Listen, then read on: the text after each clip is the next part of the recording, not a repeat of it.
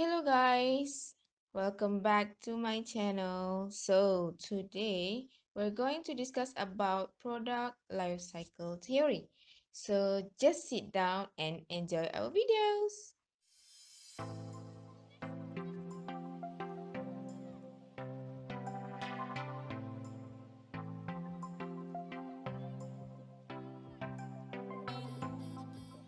The product life cycle theory is an economic theory that was developed by Raymond Vernon in the mid-1960s in response to the failure of the Hackler-Oakley model to explain the observed pattern of international trade. The theory suggests that early in a product life cycle, all the part and labor associated with the product come from the area where it was invented. After the product become adopted and used in the world market, production gradually move away from the point of origin. In some situations, the product become an item that is imported by its original country of invention. The model applies to labor-saving and capital-using products that, at least at first, cater to high-income groups. Vernon theory are widely used in economic and marketing. According to him, every product has a certain life cycle. There are four stages in a product life cycle, which is introduction, growth, maturity, and decline. It's the hello world stage. This is the stage where you have to find your way to introduce yourself. Your brand, your name, and your product are still unknown, and you have to battle your way up to be recognized in the market. In this stage, sales are low and your audience is small. And usually, this stage is the most difficult stage for a new business owner. So, what to do? First, raise awareness about your brand or your product. This will create the trust and the brand recognition for you. And it is very important to make people aware of your brand and its values. So how to raising product awareness? So you can raising product awareness through advertising. However, this phase will not be profitable because the costs are high but revenue is relatively low. For example, self-driving cars. Self-driving cars are still considered as a new technology in the market and some of it are still at the testing stage. For example, Tesla. Elon Musk first discussed about the autopilot system publicly in 2013. He said that autopilot is a good thing to have in planes, and we should have in cars too. All Tesla cars manufactured between 2014 and 2016 had the initial hardware that supported autopilot. After that, Tesla offered customers the ability to pre-purchase autopilot capability within a tech package. At the time, Tesla stated that autopilot would include semi-autonomous drive and parking capabilities and was not designed for self-driving. But years after years of hard working, finally in October 2020, Tesla introduced the early access program test the automatic driving on city street. So, as you can see, it takes a lot of time to invent the self-driving cars. Even though it may not fully develop yet, but they had already raised the awareness of their car since 2013. The growth stage is the second of stages in the product life cycle, and for many manufacturers, this is the key stage for establishing a product's position in a market, increasing sales, and improving profit margins. This is achieved by the continued development of consumer demand through the use of marketing and promotional activity combined with the reduction of manufacturing costs. How soon a product moves from the introduction stage to the growth stage and how rapidly sales increase can vary quite a lot from one market to another.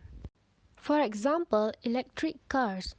The rise of electric vehicles shows more of a growth stage of the product life cycle.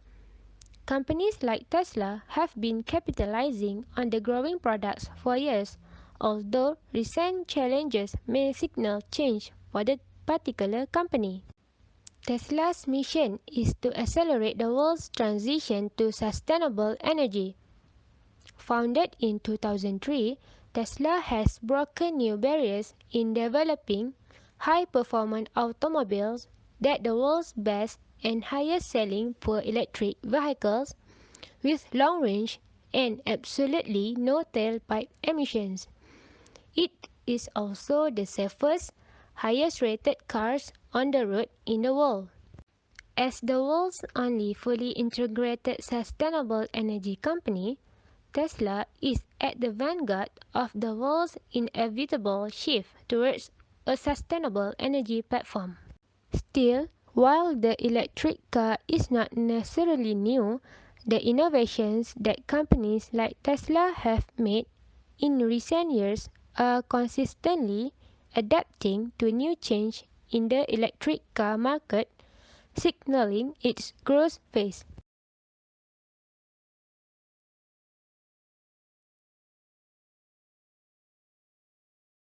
Next, I will be presenting about the next stage is maturity stage.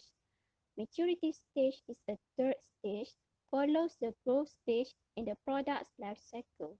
During this stage, sales growth has started to slow down and the product has already reached widespread acceptance in the market in relative terms. Ultimately, during this stage, sales will peak. The company will want to prolong this phase so as to avoid deadline, and this desire leads to new innovation and features in order to continue to compete with the competition, which by now has become very established, advanced, and fierce. Demand for the product ultimately decreases due to competition and market saturation, as well as new technologies and changes in consumer tastes. The stage that lasts the longest in the product life cycle is the maturity stage. Beside there was a graph, the four cycle stage and their marketing implication. As we can see, the maturity stage include the peak sales, cost per customer lowest, profit high, mass market, stable number of competitors. The example to prove the maturity stage is electric car Tesla. Tesla is a well-established car. It has a good brand reputation and has reached its peak level of market penetration. It will be difficult to gain a significantly greater market share.